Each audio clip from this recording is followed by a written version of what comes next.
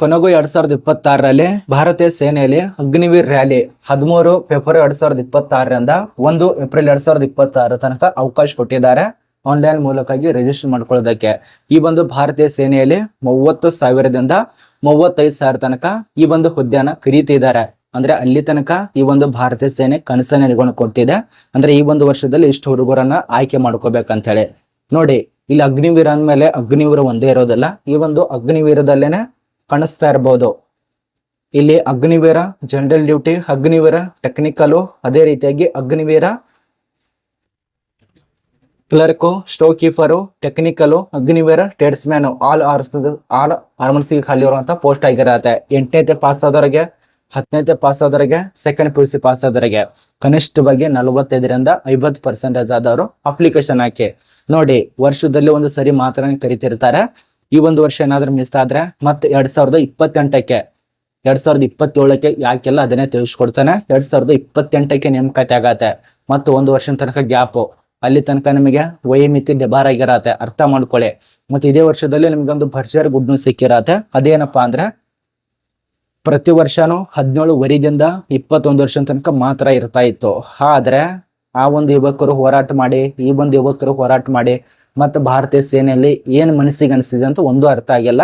But ಒಂದು ವರ್ಷದ ತನಕ ಮತ್ತೆ ಸಡಿಲಿಕ್ಕೆ ಅಂದ್ರೆ ಒಂದು ವರ್ಷ ನಮಗೆ ಪ್ಲಸ್ ಮಾಡಿದ್ದಾರೆ. 21 ವರ್ಷ ಇದ್ದದ್ದು 22 ವರ್ಷಕ್ಕೆ ಹೆಚ್ಚಿಗೆ ಮಾಡಿದ್ದಾರೆ.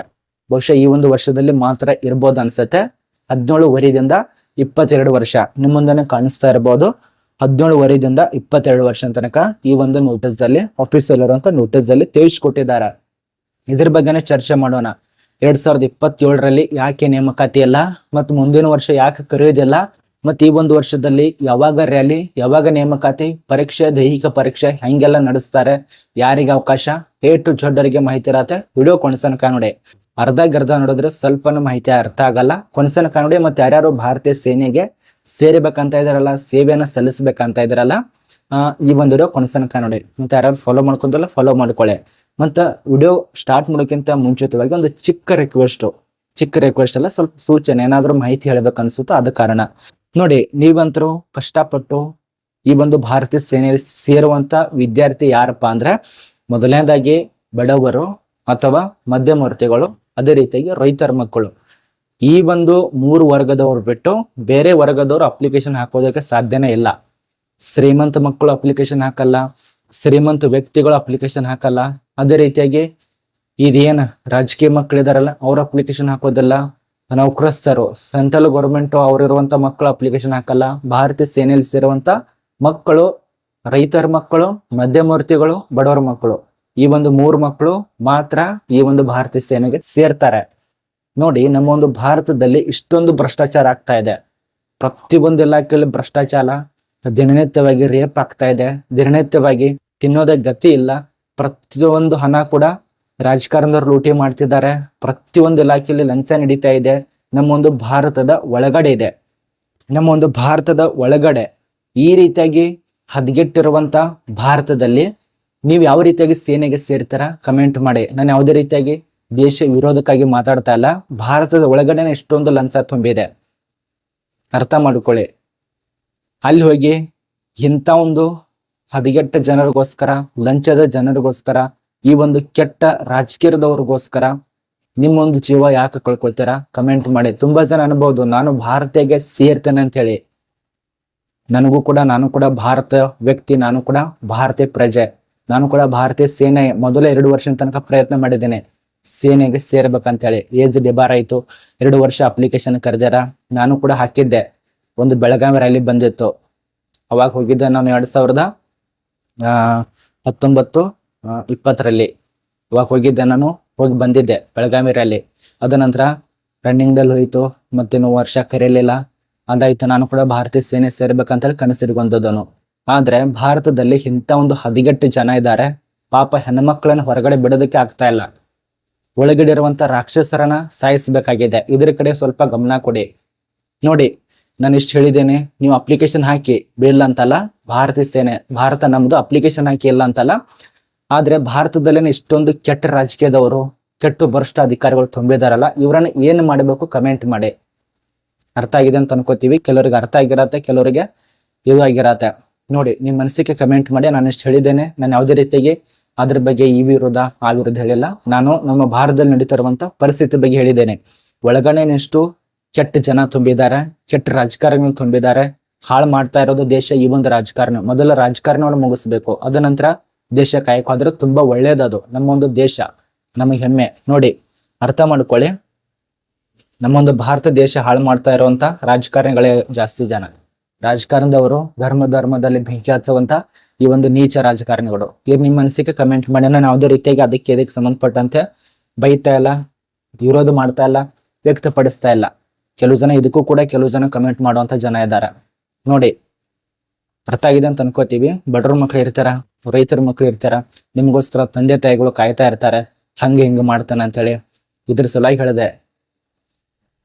ನೋಡಿ 10ನೇ ಪಾಸ್ ಆದ್ರಿಗೆ ಅವಕಾಶ ಇರತ್ತೆ, 8ನೇ ಪಾಸ್ ಆದ್ರಿಗೆ ಅವಕಾಶ ಇರತ್ತೆ, ಸೆಕೆಂಡ್ PUC ಅವಕಾಶ ಇರತ್ತೆ. ಇದು 3ದವರ ಅಪ್ಲಿಕೇಶನ್ ಆಗಿ 17 ವರ್ಷದಿಂದ 22 ವರ್ಷ. ಇದು ಮೈಂಡ್ ಇಟ್ಕೊಳ್ಳಿ. ಇದು ರೂಲ್ಸ್ ಪ್ರಕಾರ ಕೊಟ್ಟಿದ್ದಾರೆ. 45ರಿಂದ 50 ಆಗ್ಬೋದು, ಯಾವ್ದಾದ್ರು ಆಗ್ಬೋದು. ಅಪ್ಲಿಕೇಶನ್ ಹಾಕಿ. ಅಪ್ಲಿಕೇಶನ್ ಸ್ಟಾರ್ಟ್ ಆಗಿದೆ ನೋಡಿ ಈಗಾಗಲೇ. ಯಾವಾಗಿನ ಸ್ಟಾರ್ಟ್ ಆಗಿದೆ ನೋಟಿಸ್ ದಲ್ಲಿ ತಿಳಿಸ್ಕೊಟ್ಟಿದ್ದಾರೆ. ನೋಡಿ 13 ಫೆಬ್ರವರಿ 2026ರಿಂದ 1 ಏಪ್ರಿಲ್ 2026 ತನಕ ಅವಕಾಶ ಕೊಟ್ಟಿದ್ದಾರೆ. ಮತ್ತೆ 2027ರಲ್ಲಿ ಯಾಕೆ ಕರೀದಿಲ್ಲ ಈ ಒಂದು ಪೋಸ್ಟ್, ಅದನ್ನು ಕೂಡ ತಿಳಿಸ್ಕೊಡ್ತೇನೆ. ಈ ಒಂದು ಈಗ ಅಪ್ಲಿಕೇಶನ್ ಸ್ಟಾರ್ಟ್ ಆಗಿದೆ. ಈ ಒಂದು ಅಪ್ಲಿಕೇಶನ್ ನಡೆಸೋದು ಕೊನೆಯ ದಿನಾಂಕ ಇರೋದು ಏಪ್ರಿಲ್ ತನಕ ಕೊನೆಯ ದಿನಾಂಕ ಆಗಿರತ್ತೆ. ಅದ ನಂತರ ನಿಮಗೆ ಹಂಗೋ ಹಿಂಗೋ ಮಾಡ್ಕೊಂಡು ಆ ಪರೀಕ್ಷೆ, ದೈಹಿಕ ಪರೀಕ್ಷೆ, ಲಿಖಿತ ಪರೀಕ್ಷೆ ಮುಗಿಸ್ಕೊಂಡು ಈ ಒಂದು ವರ್ಷ ಕಳೆದು ಹೋಗುತ್ತೆ. 2027ರಲ್ಲಿ ನೀವು ಜಾಯ್ನ್ ಆಗ್ತೀರಾ. 2027ರಲ್ಲಿ ಜಾಯ್ನ್ ಆಗ್ತಾರ. 2027ರಲ್ಲಿ ಇದಕ್ಕೆ ಸಂಬಂಧಪಟ್ಟಂತೆ ಪರೀಕ್ಷೆ ಇದಾವೆ. 2028ಕ್ಕೆ ನಿಮಗೆ ನೇಮಕಾತಿ ಆಗತ್ತೆ. 2027 ಕೊನೆಯ ಹಂತದಲ್ಲಿ ಅವಾಗ ನೇಮಕಾತಿ ಆಗತ್ತೆ. ಆದ ಕಾರಣ ಅಲ್ಲಿ ತನಕ ನಿಮಗೆ ಏಜ್ ಬಾರ್ ಆಗತ್ತೆ. ಆದ ಕಾರಣ ಬೇಗ ಅಪ್ಲಿಕೇಶನ್ ಹಾಕಿದ್ದಕ್ಕೆ ನೇಮಕಾತಿ ಮಿಸ್ ಮಾಡ್ಕೋಬೇಡಿ. ಬನ್ನಿ ಒಂದೊಂದೇ ಚರ್ಚೆ ಮಾಡೋಣ. ಈಗ ಪೋಸ್ಟ್ ಬಗ್ಗೆ ಗೊತ್ತಾಯ್ತು, ನೇಮಕಾತಿ ಪ್ರಕ್ರಿಯೆ ಬಗ್ಗೆ ಗೊತ್ತಾಯ್ತು, ಇನ್ನು ವಯೋಮಿತಿ ಬಗ್ಗೆ ಗೊತ್ತಾಯ್ತು. ಏನು ಈ ಒಂದು ಚೆಸ್ಟ್ ಬಗ್ಗೆ ಸ್ವಲ್ಪ ನೋಡಿ. ಸ್ಟೇಟ್ ವೈಸ್ ಇಲ್ಲಿ ಸ್ಟೇಟ್ ವೈಸ್ ಕೊಟ್ಟಿದ್ದಾರೆ. ಇಲ್ಲಿ ಅಗ್ನಿವೀರ GD ಎಲ್ಲ ಒಂದು ವಿಭಾಗದಲ್ಲಿ ವಲಯಕ್ಕೆ ಸಂಬಂಧಪಟ್ಟಂತೆ ಕನಿಷ್ಠ 66 ವರ್ಷ ಕೊಟ್ಟಿದ್ದಾರೆ. ಇದು ಯಾರು ಕೊಟ್ಟಿದ್ದಾರೆ? ಹೈಟು, ಚೆಸ್ಟು, ಫಿಸಿಕಲ್ ಇರತ್ತೆ. ಇದು ನಿಮ್ ಡೇಟ್ ಆಫ್ ಬರ್ತ್ ಸಲ ನೋಡ್ಕೊಳ್ಳಿ. ಇಲ್ಲಿ 1 ಜುಲೈ 2005ರಿಂದ 1 ಜುಲೈ 2009 ತನಕ ಯಾರ್ಯಾರು ಹುಟ್ಟಿದಾರಲ್ಲ ಅವರೆಲ್ಲರ ಅಪ್ಲಿಕೇಶನ್ ಆಯ್ಕೆ ತಿಳಿಸ್ಕೊಟ್ಟಿರೋಂಥ ಮಾಹಿತಿ. ಮತ್ತೆ ಸ್ಟೇಟ್ ವೈಸ್ ನೋಡಿ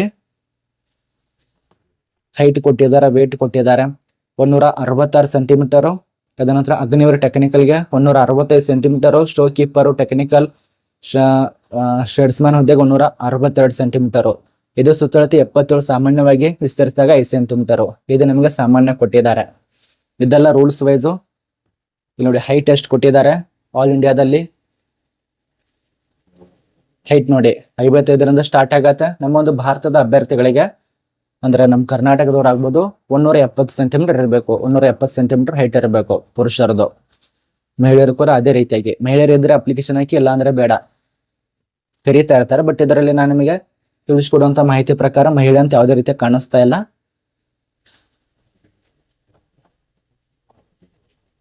ಮತ್ತು ಪರೀಕ್ಷೆ ಬಗ್ಗೆ ಎಲ್ಲ ಮಾಹಿತಿಯನ್ನ ತಿಳಿಸ್ಕೊಟ್ಟಿದ್ದಾರೆ. ಇದನ್ನ ಚೆಕ್ ಮಾಡ್ಕೊಳ್ಳಿ. ಪರೀಕ್ಷೆ ಬಗ್ಗೆ ಎಷ್ಟು ನಿಮಗೆ ಮಾಹಿತಿ ಇರತ್ತೆ. ಸ್ವಲ್ಪ ಮಾಹಿತಿ ನೋಡಿ ಬೇಸಿಕ್ ಆಗಿ ತಿಳಿಸ್ಕೊಡ್ತಾನೆ. ಕ್ಲಿಯರ್ ಆಗಿ ನಿಮಗೆ ಅಷ್ಟು ತಿಳಿಸ್ಕೊಟ್ರೆ ತುಂಬಾ ಲಾಂಗ್ ಆಗತ್ತೆ ವಿಡಿಯೋ.